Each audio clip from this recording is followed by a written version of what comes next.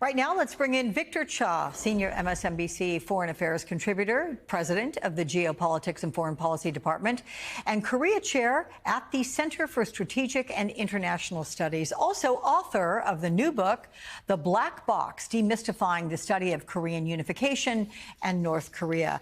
Victor, it's good to see you. Welcome back to the broadcast. I'm curious what you expect Biden and Xi to talk about today that will still be relevant when Biden is no longer president. Well, I think Mike had it just about right there. I mean, their message is that Biden certainly will send with regard to Ukraine. China's been providing a lot of industrial support to Russia in terms of things like machine tools, microchips that they use in their weapons.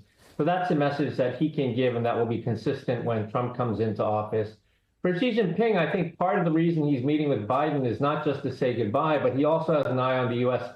investment community, which has been largely leaving China because of what they see as a hostile business environment. So I think he's trying to show there's still some stability in the relationship so that American investors won't be afraid to go into China.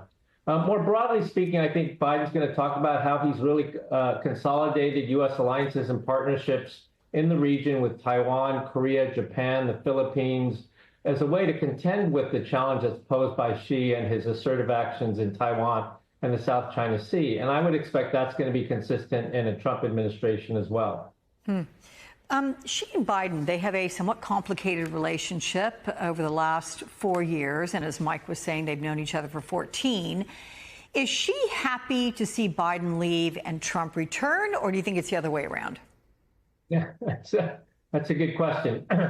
So I do think that one of the things that the Biden administration was very successful at was building all of these coalitions, the Quad, which is the U.S., Japan, India, and Australia, AUKUS, Australians, the UK, the United States, the U.S., Japan, Korea, U.S., Japan, Philippines, a lot of these sort of coalitions that made Xi very nervous. In fact, one of the reasons that he wanted to meet in San Francisco at APEC last year, as Mike said, was because he thought Biden was being too successful in terms of getting all of these countries to move off the fence of hedging between the United States and China and join with the United States. With Trump, of course, Xi is worried about a tariff war like we saw in the first Trump administration, which really didn't benefit Americans at all. Consumer import prices went up. About 20% of U.S. consumer imports were under heavy tariff. So it wasn't really good for consumers. And I think Xi's really worried that we'll see another tariff war. So, Victor, Donald Trump is rolling out his picks for his next administration, which includes Senator Marco Rubio for Secretary of State and also former Fox host Pete Hegseth for Defense Secretary. How do you think China might interpret those two? I think in both cases, China will see them as real hawks. Marco Rubio, his position on China has moved quite a bit. Now he's very much of a hawk on China, as is Pete Hegseth. So but I think, their focus will really be on Trump. It won't be on his cabinet. It will really be on Trump. And the signals are very clear, 60% tariff increases, unpredictability on Taiwan. Trump could either be firmly behind Taiwan or he could sell Taiwan down the river for a trade deal with China. So there's still a great deal of unpredictability for the Chinese as they look at this Biden meeting and look past Biden to January when Trump comes into office again. I want to get back to the tariffs we were discussing because, of course, Trump has vowed to impose pretty steep ones, and in fact, as much as 60% on China. But the Washington Post reports Beijing is preparing a plan to retaliate. What could that look like? Well, they'll probably do like they did last time in the first tariff war with Trump, where they retaliated with their own tariffs. I mean, we put tariffs on $350 billion worth of goods. The Chinese retaliated with another $100 billion or so on their side.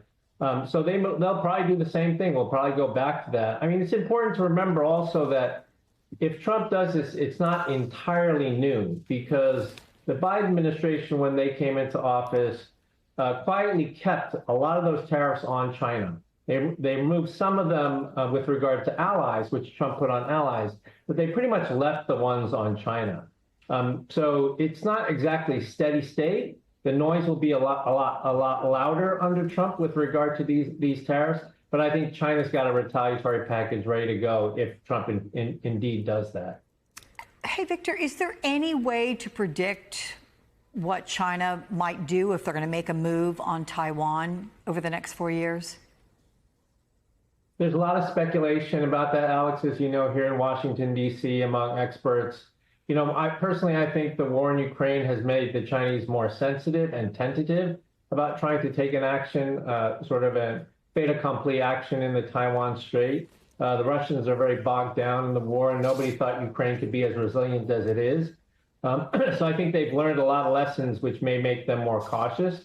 But at the same time, if you have a Trump administration that talks about America First policy, that's decoupling from its commitments to its traditional security partners in the region, including Taiwan, that might cause the Chinese to feel more confident and see an opportunity, a window of opportunity to try to take some sort of action. Yeah, we're going to watch that one closely. With your help, Victor, it's good to see you again. Thank you so much.